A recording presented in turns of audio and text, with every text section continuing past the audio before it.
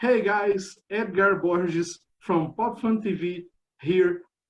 Tonight we have a huge international guest. You know, guys, he is a very talented voice actor.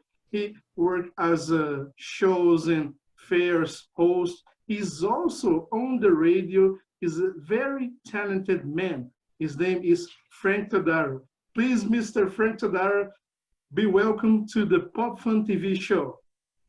Thank you so much, Edgar. Thank you for asking me. This is it's an honor for me. I appreciate it. Before we start, sir, it's a common drill we have here. It's a common practice when we receive some guests. We ask them to introduce themselves to our audience. Can you do that, please, sir? Sure. I'm Frank Todaro. I'm a Taurus. I'm just some dude from Queens, New York, who talks into a can and somehow pays the rent with it. It's a lot of fun, and I'm very blessed. But yeah, that's me. I'm a voice actor. I should actually be serious about this. I'm so sorry. I'm just kind of already messing around. Yeah, I'm a voice actor for cartoons, and I used to host some radio shows and be a presenter and stuff. But I get to make funny noises, and they pay me. It's a dream. Yeah. You do, and we're going to jump into that in a few moments. But sir, is this your first time talking to any Brazilian press? This is, yeah, it's pretty cool. So, and like, no one knows if I'm wearing pants. It's a crazy world we live in. I'm sure every person makes that joke when they're on your show, I'm sure. Yeah, but I also have this question. Am I wearing pants as well? No. I'm wearing shorts. Well, you're wearing half pants. So, sir, you have a pretty long career with the voice actor gigs. And how do you pick your projects to voice acting? How would you choose them? Oh, I'm not that picky. I'm honestly excited to work in anything, but for some reason, the universe has seen fit to let me work on things that I would have loved had I had nothing to do with them. Clearly, Transformers. I have been a Transformers fan since 1984, you know, since the first ones hit the shelves. And I'm like, yeah, we'll just take this GoBot and throw it over here. Actually, I have a GoBot right here. Hey, look, GoBot. Get out of there. Transformers is where it's at. I love GoBots, too. It's my big dark secret. But like, gosh, like the things that I've gotten to work on, in the beginning, when we first started working, I did a lot of these point and click games. The adventure games, have you ever played those? Like the old Sierra games and stuff. So there's this company, Watch It Eye Games, that kept bringing me back for some reason. And like, I'll still do, you know, like there are things that I would want to play anyway. So it's amazing that I get to do these things. And it's unnerving sometimes when you're doing something and then you hear your own voice coming back to you, of course. And like when I watch Transformers, I'm sorry, I play Starscream and Transformers, people at home, just kind of bearing the lead there. When I hear it and I hear my voice coming back to me, it doesn't register sometimes that like, that's me, because I'm in the show. I'm like, meaning I'm into mentally watching the show. And yeah, it's a trip, man. And there's a couple of projects that are just like, how did I get here? It's amazing. Yeah. So you already have revealed your secrets about the Transformers. So let's jump onto that. Of course. Transformers Siege is already on the Netflix. It's a 3-season show, right? Is that correct? Yes. 3 seasons. It is a trilogy. Yeah. It's pretty cool because normally the second part of a trilogy, it's the most dense, according to the critics. It's the moment when both characters, from heroes to villains, they show their true intentions. On the first season, Starscream didn't have the screen time needed to show his persona. Okay. Is that okay with you? Would you say that they needed to be more on the spotlight? But that's the thing about Starscream.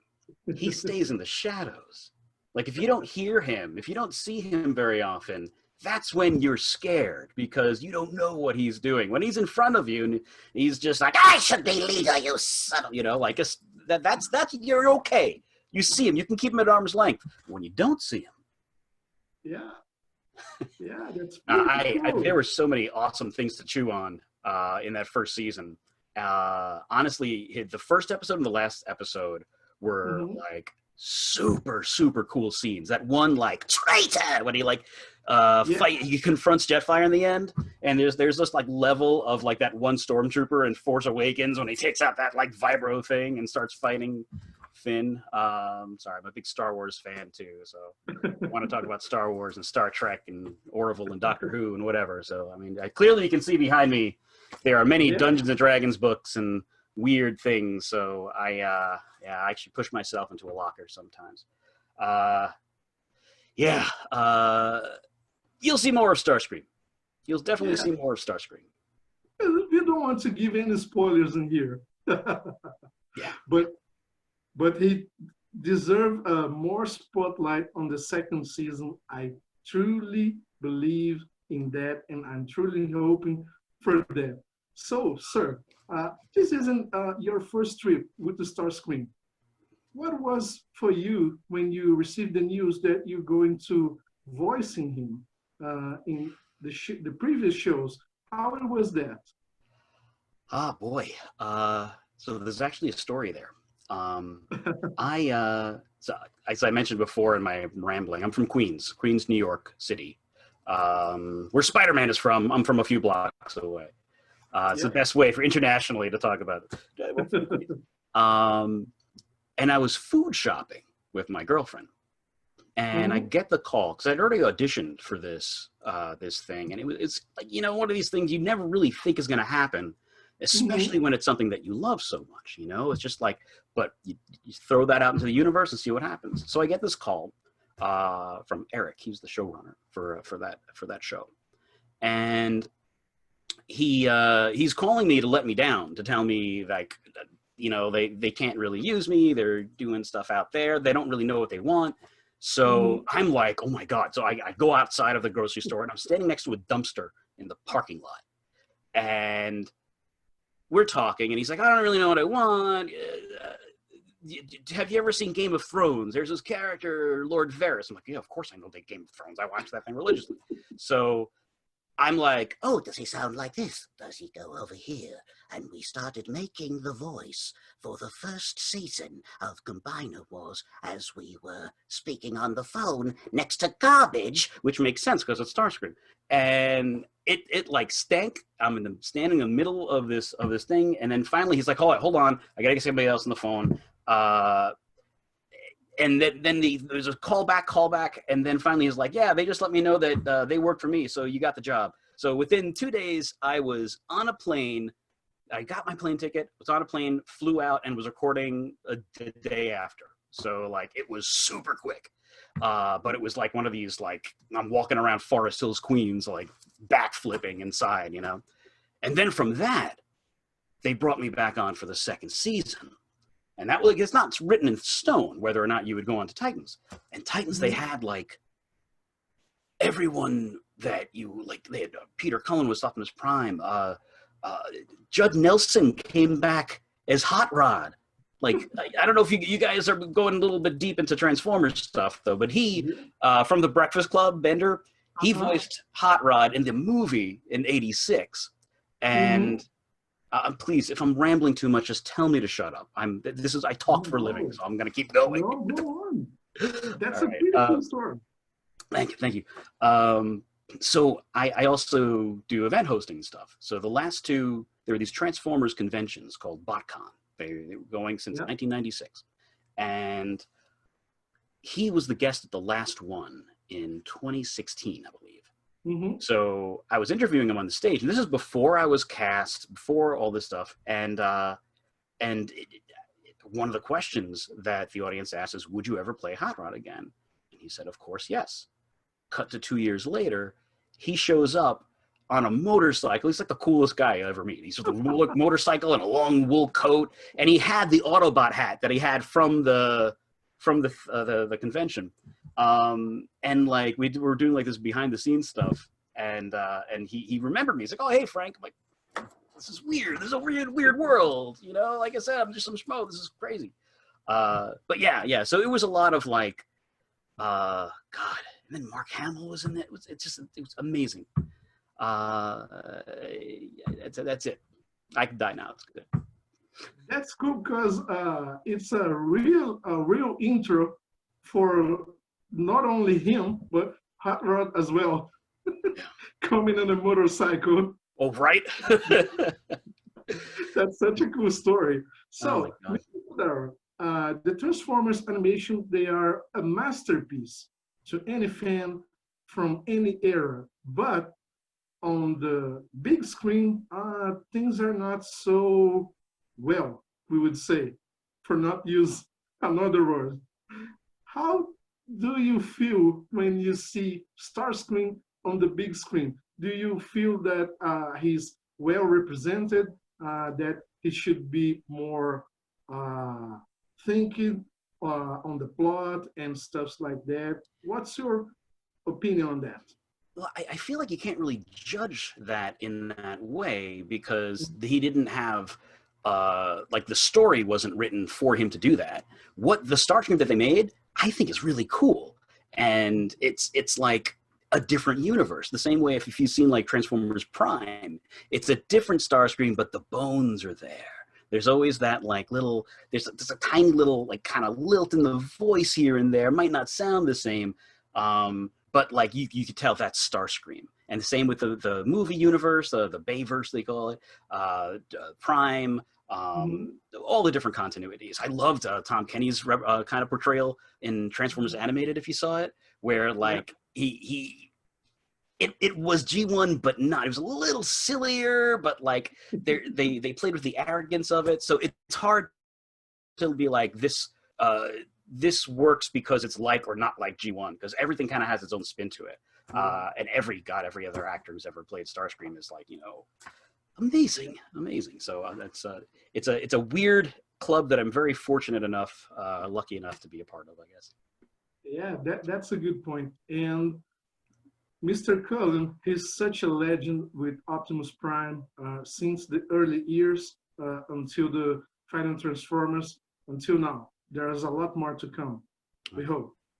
But how it is for you to see another actor grabbing the torch for the Optimus Prime, just as you said, it's another universe, it's another era, it's another approach. But how it is for you to work with the characters of both Megatron and Optimus Prime? So Jake, who does Optimus in this series, he also does Optimus in Cyberverse. So he's no stranger to playing Optimus. But then in the series I was in prior to that, Peter Cullen was Optimus Prime, and you get to hear him finally say "roll out," and you're like, oh, chills, you know. It's pretty great, you know. I mean, like there's other actors that have played Optimus in the past. David Kay, amazing human being, really nice guy. He played Optimus in Animated. Gary Chalk played Optimus in the Armada Cybertron Energon, the Armada trilogy, whatever, Unicron trilogy, I think it's called. So like everybody brings their own thing to it. Jake was playing a younger Optimus. So I think the saddest part, the only bad thing that I could say is that we did not get to record together in the studio. So these records were done, and honestly, that's a lot of what's happening now. Not that that was affected by it, but a lot of things where I would normally be standing next to someone, we're all recording from our homes now. We all have our home studios because of COVID. I mean, if you'd say that.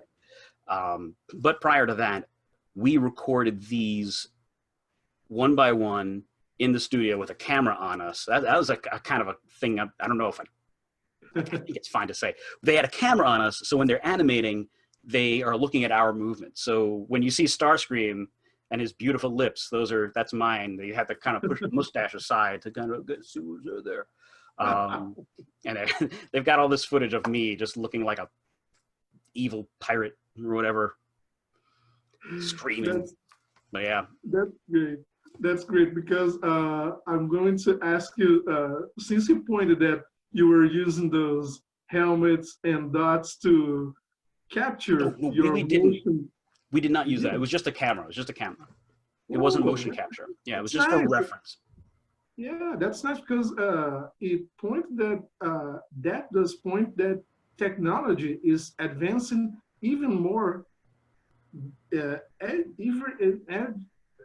I'm sorry, every and each day on that because it makes things a lot easier for you and technicians for the CGI and stuff like that. But before we turn the page on the Transformers, I'm going to ask a set of questions. So let's see how much do you know the Transformers universe? Okay. You only have one shot. I'm going to ask a few questions and you're going to point which character, in your opinion, fit this description. Okay. The toughest Decepticon on a brawl fight would be Starscream. That's great. That's great. The fastest Autobot in the universe is Starscream. No. Blur. I'll say Blur. That's nice. That's nice. And the most intelligent, but also naive from both Decepticon or Autobot, in your opinion, would be? This is going to be a weird answer for the Autobots. The most intelligent but naive, I would say, is Grimlock. Because he's very dumb when you take him on the surface. But in the comics, he was a brilliant strategist. He was kind of like the Starscream for the Autobots in the old Marvel comics. Because he's constantly wanting to wrest control because he's powerful and strong. And there is that one episode of G1 where he puts that thing on his head and becomes super smart. And you could say that he's naive at the same time. So I'm going to go Grimlock for the Autobots and super smart but naive for the Decepticons. You know what? Shockwave. Shockwave, because if you actually map out the timeline, God, the sun is a deadly laser. If you actually map out the timeline of G1, the Autobots and the Decepticons leave on the Ark and they go to Earth and they have their adventures. But for 5 million years while they were sleeping, Shockwave had control of Cybertron. He did it, you know? He was the evil that was the most evil that has ever eviled and ruled with an iron fist, or one of them at least, because he only had one hand. And then Megatron just calls him on the phone, quick Skype call, and he's like, all right, yeah, sure, planet's yours. You're the leader again. 5 million years this dude was in charge. And then you have Alita 1, 5 million years in charge of the Freedom Fighters. Second Optimus Prime's like, oh, God, that was a hell of a rest. You know, gets up, is like, yeah, sure, Prime. You're the leader again. Right on. Yeah. So I'd say that's pretty naive of Shockwave to just kind of, you know. Yeah, that's cool. Very good answers. Someone else. Very good answers because most of the people would think that they have their own opinion or their sticky answers, and this bring a new point of view to this universe, and that's great. That's great. So, I think too much about robots. The subject, sir. You are also you are over the radio, right? I was. The show ended about 2 or 3 years ago, but from about 2010 to 2017, I hosted a science and paranormal radio show. Yeah. I'm sorry for this. But there's a choice. The question still stands because it's pretty cool, and you figure it out. Radio still living even on the 21st century, on the era of podcasts and another type of news or audio news and stuff like that. In your opinion, why does the radio still stick with most people in the world? I mean, It's definitely cheating because the radio show that I did turned into a podcast like it started as like terrestrial radio and internet streaming radio, and right around 2010 was when podcasts really started gaining traction. So all the episodes are still on iTunes and stuff. You can still listen to them. But I don't think radio will ever go away because there's a level of real-time satisfaction that you get immediately as though someone's talking to you. You know, it's like live TV. Why bother redoing a musical that everybody can just put in their DVD with other actors doing it at the same time? It's not like that's the most amazing thing in the world and the only reason for it, but there's something about live, something about watching things, waiting for the mistakes and stuff too, that are that it's just entertaining. It's just there's a connection that you get. It's the same thing like improv. If you ever go in an improv show and stuff, you're watching them, and if they're too perfect, you know, sometimes you're like, is this really? It's less entertaining because they're too perfect. So a good improviser purposely messes up sometimes too, or does little things just to let you know that this is real, that it's actually happening. So I guess that would be the answer. It's still like intimacy. Kind of connection, both from the audience with the speaker, the host of any show, and that's great because the next question is about the fusion from radio to the podcast. Podcast is now one of the most consumed medias in the world, and this brings a lot of opportunities and open a lot of doors. Would you say that the Transformers universe would in some day have taken the podcast way to any of us to accompany you in this very fabulous, vast array of adventures? Like old radio dramas, like a podcast of Transformers? God, that'd be fun. That'd be really fun. It gives Soundwave and Blaster something to do too.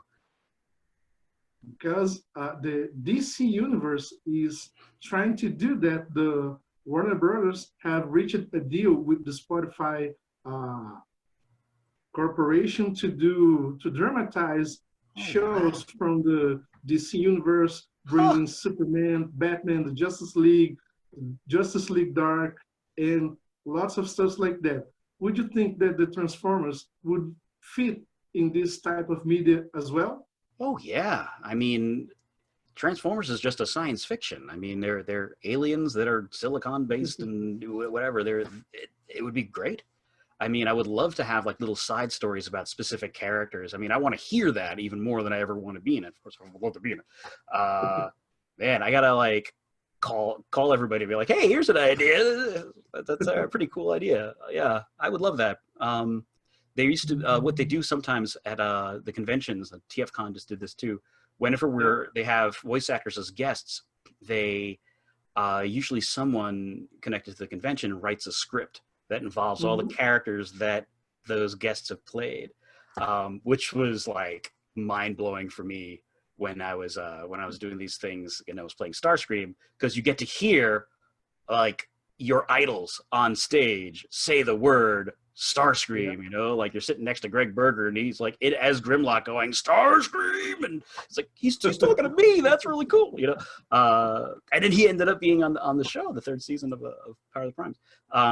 But yeah. So those things, I think they have to exist somewhere too on YouTube. So that's kind of like what you're talking about. It's like audio only, unless you want to see my ugly face talking. Yeah, that's a cool idea though. I like that. Just a podcast of supplemental Transformer stories. Yeah, just like Leonardo DiCaprio, I'm planting an idea for you as well with your colleagues from the Transformer show. So, Mr. Todaro, nowadays people spend the quarantine times playing video games, consuming entertainment products, and to protect themselves and their families. That as well. In your opinion, what was the most consumed show or entertainment product by you, your family, your friends to have a quality time? Oh gosh, we just rewatched The Orville. I love The Orville. Have you ever seen that? Nope, not yet. It's Seth MacFarlane, the guy who does Family Guy and everything. Big Star Trek fan, and basically made the Star Trek show. I think he sold it as a comedy, then it ended up just being a really thoughtful, heartfelt Star Trek type show. So we just finished a rewatch of that. We're watching, gosh, right now, The Boys, Lovecraft Country. Oh yeah, Raised by Wolves is now coming out piece by piece. So far as video games, I mean, thank whoever's up there, I'm still able to work, so I don't have too much time during the day.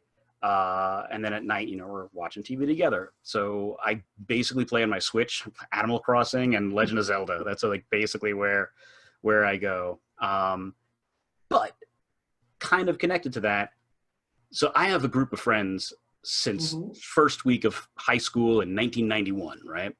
And we started playing those same Dungeons and Dragons games via Zoom here. Again, same way I'm sitting here, you pull back a book and we're playing Dungeons and Dragons and Vampire and Star Wars and Rifts. I don't know if you guys had Rifts down there, but that's an insane system. It's just math. So I'm recreationally doing math by talking to a bunch of old nerds from across the country and across the world and such. So it's something where I think because we're all forced to be here and consume media and just social interaction in the way that we are, we're realizing how easy it is to stay connected, So like, if there's a silver lining of the terrible things that are happening outside my window right now, it's that. It's that, it's super easy to keep in touch with people in this way, no matter where they are. And so yeah, there's my take on it. That's a good answer.